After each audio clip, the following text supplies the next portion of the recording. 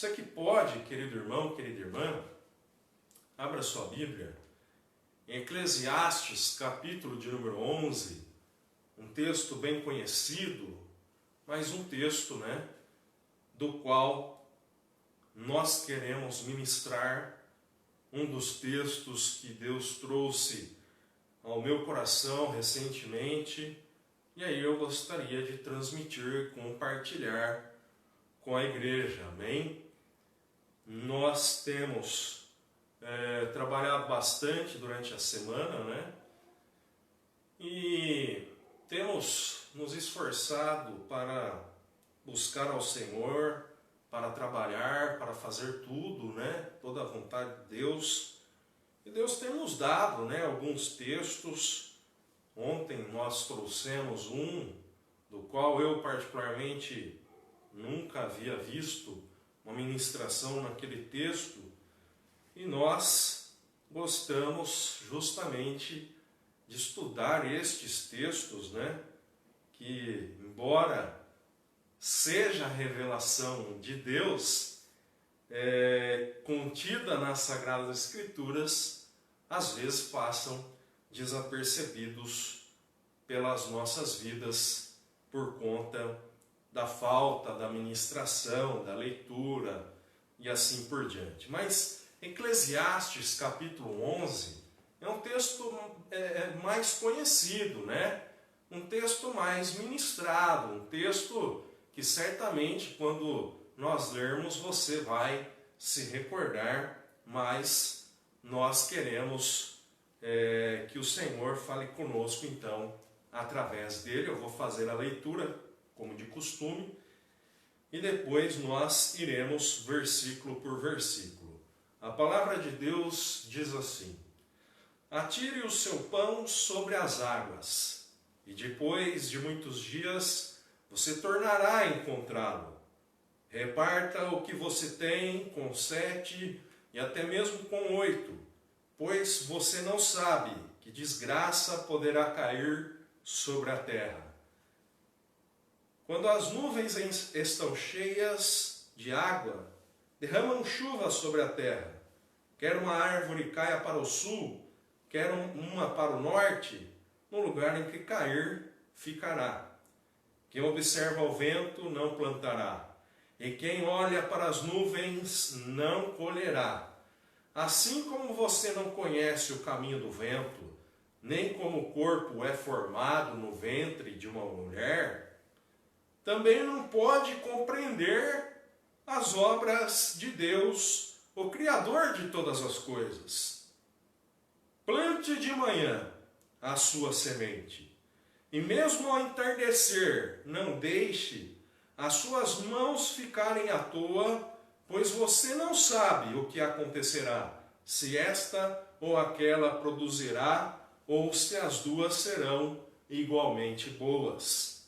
A luz é agradável, é bom ver o sol, pois mais que um jovem viva deve desfrutar sua vida toda. Lembre-se, porém, dos dias de trevas, pois serão muitos. Tudo que está para vir não faz sentido.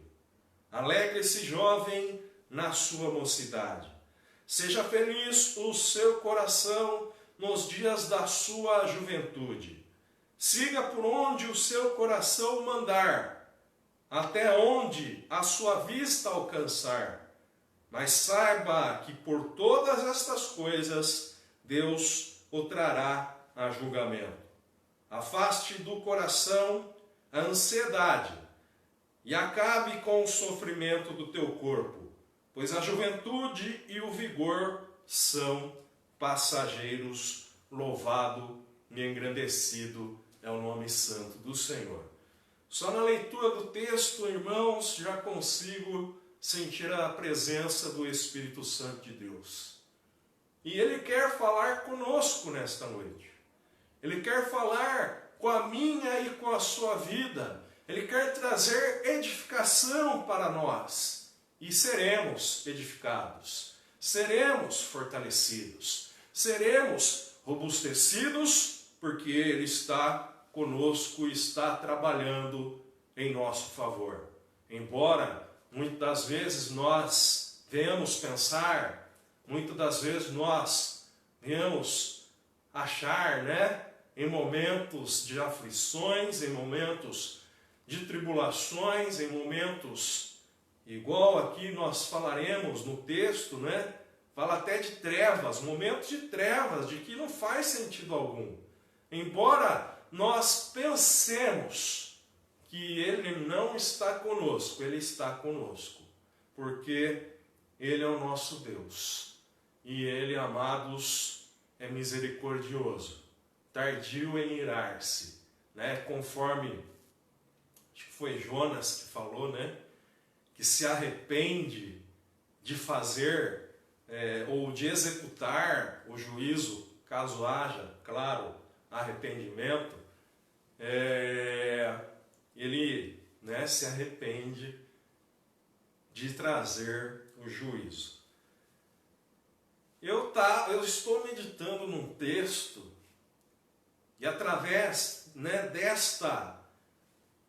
deste enredo, digamos assim, eu entendi, mas não vai ter nada a ver com a ministração, mas já vou adiantar um pouquinho. Eu entendi porque que ele não fez nada com os seus filhos ou com ele mesmo quando Deus falou que sua casa seria eliminada e seus filhos seriam eliminados, sua descendência, porque, diferentemente de Davi, que rasgou suas vestes, eu entendi o porquê que ele não fez nada, mas não vou te falar hoje não, vou te falar outro dia. Agora vamos para o texto.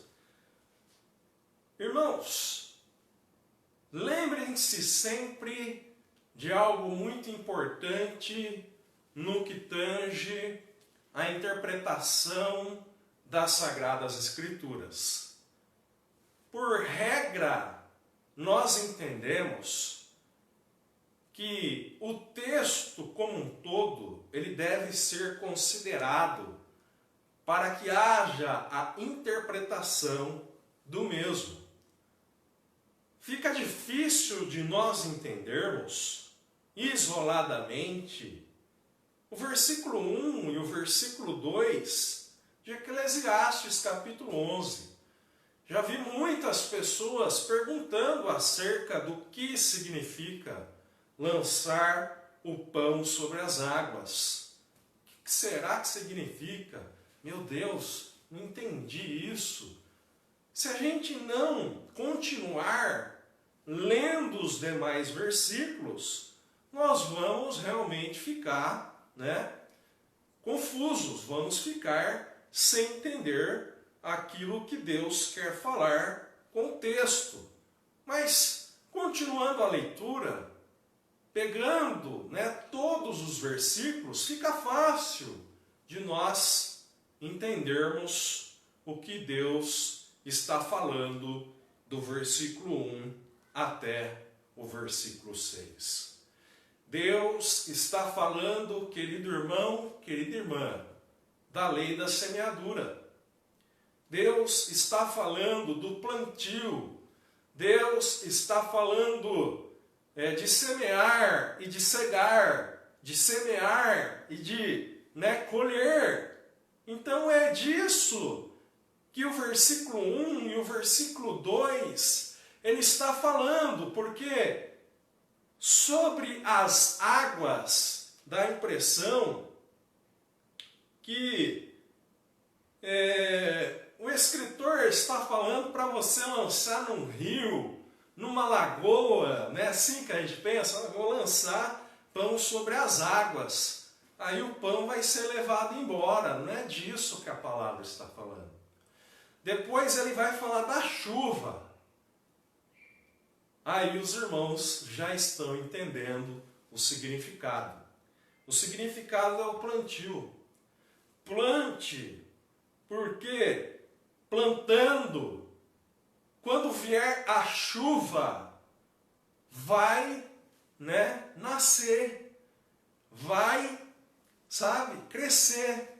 E aí nós poderemos colher para a honra e glória do nome santo do Senhor.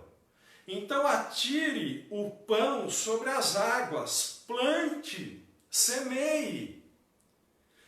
Depois de muitos dias, nós tornaremos a encontrá-lo, nós tornaremos a colher, porque você planta, você automaticamente colhe. É claro que há a possibilidade, conforme o próprio escritor falou, que falaremos daqui a pouquinho, você pode plantar 2 sementes e aí uma vai dar e a outra não, mas plante, semeie, plante o bem, Tem até aquela pague o mal com o bem, faça o bem, plante.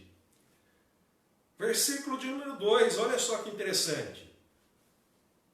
Além de semear, além de colher, reparta o que você tem com 7 ou até mesmo com 8, pois você não sabe o que desgraça poderá cair sobre a terra. Eu estou lendo aqui na NVI, como de costume, Nova Versão Internacional, e aqui está traduzido como desgraça, veja só.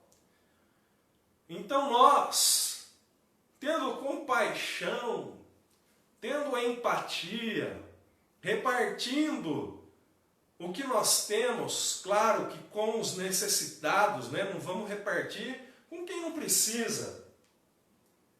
Nós vamos repartir com quem precisa de apoio, de auxílio. Porque, irmãos, nós não sabemos o que poderá vir sobre a terra. Então, nós não saberemos se amanhã precisaremos de auxílio também.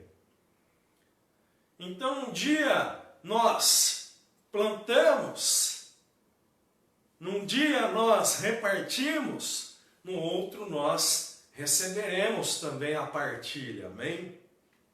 Versículo de número 3, Quando as nuvens estão cheias de água, elas derramam chuva sobre a terra. Está vendo como que faz sentido agora o versículo 1? Quando então as nuvens elas estão cheias, elas derramam chuva sobre a terra. Se uma árvore cair para o sul, se ela cair para o norte, ela irá ficar daquela forma, Então tem coisas que nós não podemos mudar. Tem coisas que nós não podemos intervir. Se cair uma chuva forte, um vento forte, neste contexto aqui, se uma árvore cair, vai ficar daquele jeito. É claro que se cair na rua, vai vir o corpo de bombeiros com a motosserra, vai serrar a árvore, vai chamar um caminhão e vai levar embora aquela árvore. Mas não poderá impedir o cair da árvore. É disso que o texto está falando. E neste aspecto, nós precisamos interpretar no sentido literal. Aqui não cabe uma interpretação no sentido figurado. Versículo de número 4. Quem observa o vento não plantará, e quem olha para as nuvens não colherá. Ai, será que eu vou plantar? Será que eu vou colher? Eu vou plantar quando? Eu vou colher. Planta, colhe. Não fica esperando, olhando. Não. Faz conforme Deus está mandando.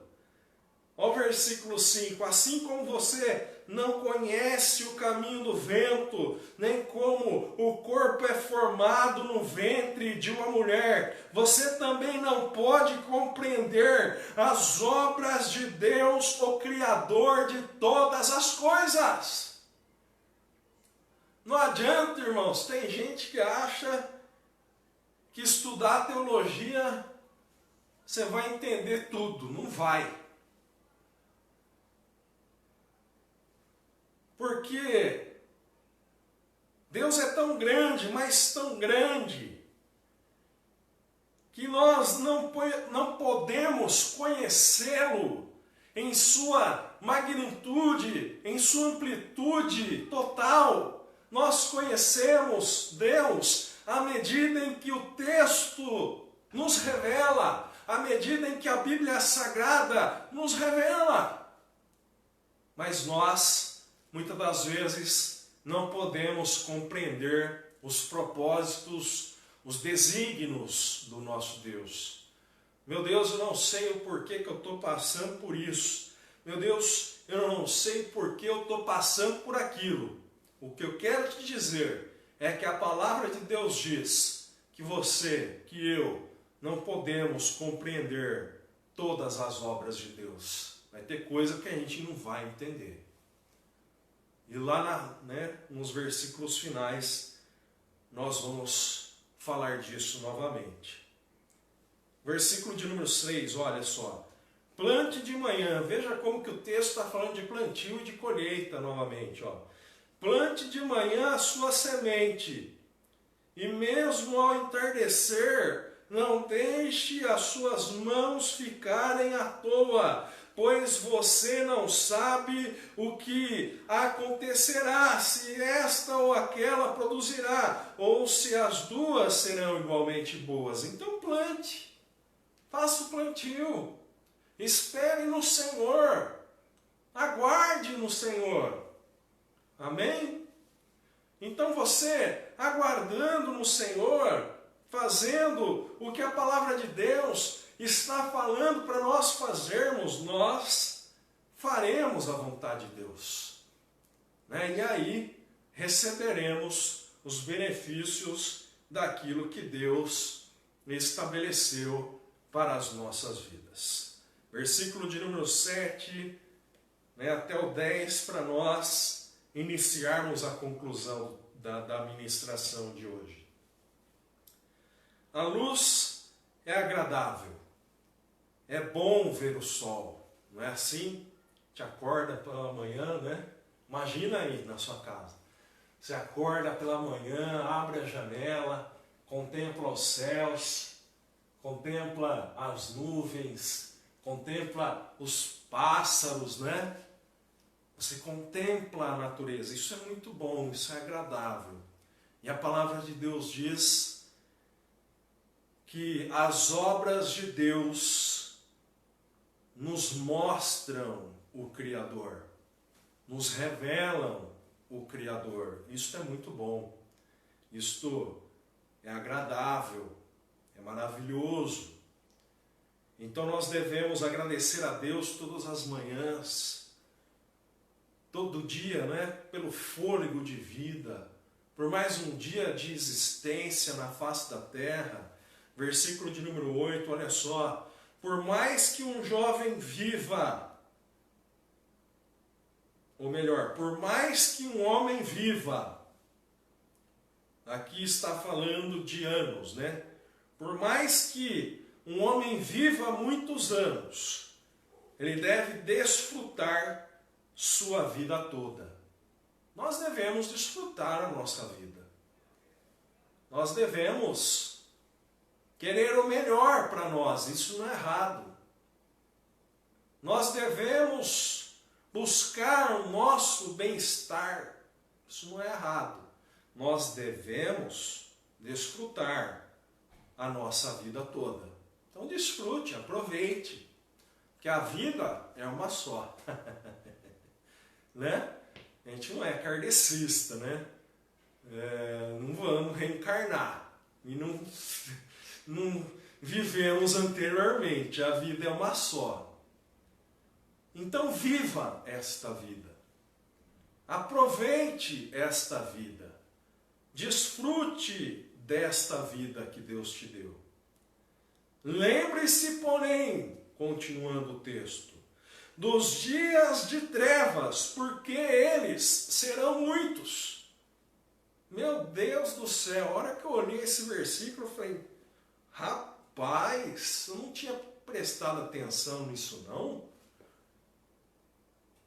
Lembra-se, porém, dos dias de trevas, porque eles serão muitos.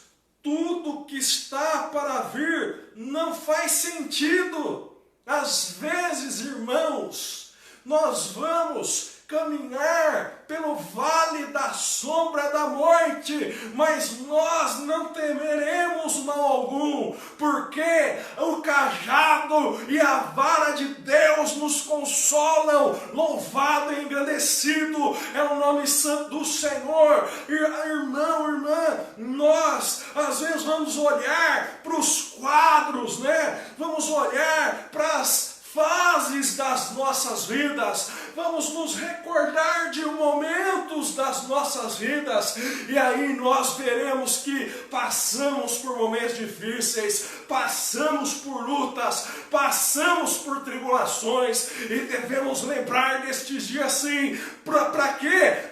Para que nós venhamos ver a vitória que Deus nos deu nestes momentos. É para isso que nós devemos nos lembrar destes dias. Versículo de número 9, texto muito pregado em culto de jovens, né? Festividade de jovens, você quer ver o tema? É esse aqui, a maioria, né? Mas não é porque alguns de nós não somos mais jovens, no sentido, né, de adolescência, juventude. Eu não me considero velho, mas também não me considero muito novo. Mas não é por isso que este texto ele não pode ser aplicado à nossa vida. Pode sim, veja só. Alegre-se, jovem, na sua mocidade. Seja feliz o seu coração nos dias da juventude. Se você é jovem, se você não é, não tem problema. Alegre-se nos dias, em todos eles, alegre-se. Seja feliz o seu coração. Siga por onde, continuando o versículo 9, o seu coração mandar, até onde a sua vista alcançar. Faça o que o seu coração mandar. Faça o que o teu coração quiser. É isso que o escritor está falando. Neste texto, se nós pegarmos o contexto, é disso que o escritor está falando. Siga por onde o seu coração mandar, até onde a sua vista alcançar. Mas saiba que por todas estas coisas Deus o trará a julgamento. Coração, eu vou, mas toma cuidado. Porque o coração às vezes é enganoso, não é assim que diz a Bíblia? É por isso que ele está falando do julgamento aqui que Deus trará. Versículo 10, para nós concluirmos e orarmos. Afasta do coração a ansiedade e acabe com o sofrimento do seu corpo. Lance sobre Deus a sua ansiedade.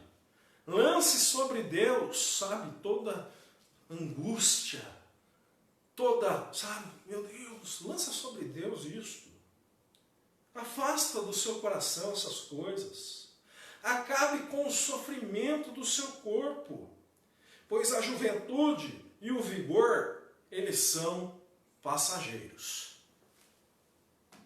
Como tudo é nesta terra, como tudo é na nossa vida, tudo é passageiro. Está doendo, é passageiro. Eu não estou entendendo, é passageiro. Não faz sentido, lembra? texto falou, não faz sentido. Para a gente não faz sentido. Mas é passageiro. É passageiro. É por um tempo. É por um período.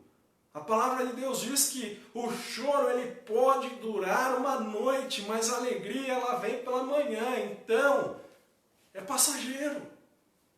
E nós vamos orar nesta noite para que Deus nos abençoe em nome de Jesus. Vamos orar.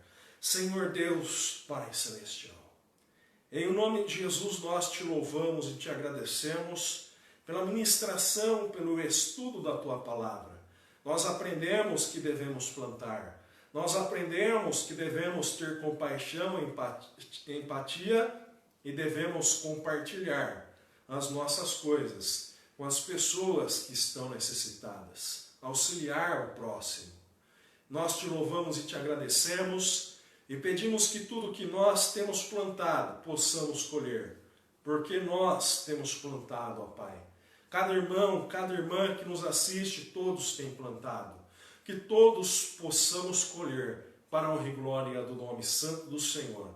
Abençoa a vida dos irmãos, abençoa a vida das irmãs, toda a casa, toda a família, em nome de Jesus. Que tenhamos um restante de noite de bênçãos, uma semana de vitórias, em nome de Jesus. Amém e amém.